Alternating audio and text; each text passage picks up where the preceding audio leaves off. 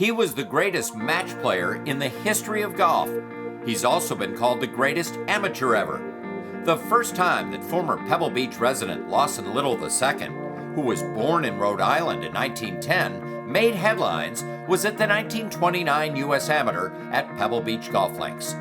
In what was the first USGA championship held at Pebble Beach, Lawson became a name when in the second round he defeated Johnny Goodman, who in the first round had shocked the gallery by defeating legend Bobby Jones. In an instant, Lawson, who played at Stanford, was known as the man who beat the man who beat the man. Turned out he was only warming up.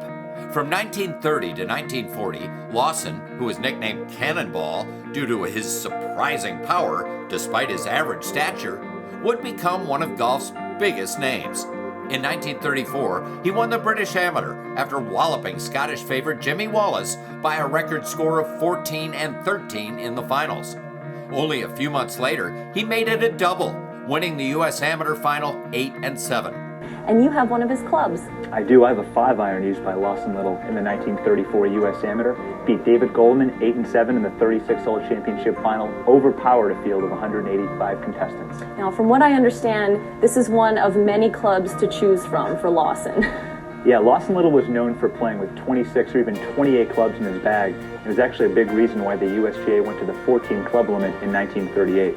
A year later, he again wrapped up what became known as the Little Slam, never scoring higher than a 5 while competing over 156 holes in the U.S. Amateur.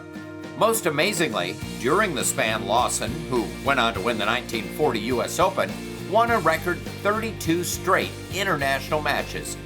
Due to his success, Lawson, also two-time winner of the NCGA Amateur, earned the 1935 James E. Sullivan Award, which annually goes to the best amateur athlete in the United States. He remains the last golfer to receive the award, which was also given to Jones in 1930. In a 1935 article, legendary golf writer Grantland Rice talked with Walter Hagen and Bobby Jones about Lawson, who was enshrined into the World Golf Hall of Fame in 1980. Quote, "There, in my opinion," said Hagen, as he pointed to Lawson, "goes one of the great all-time champions of golf." Lawson is the hardest worker I ever saw, added Jones.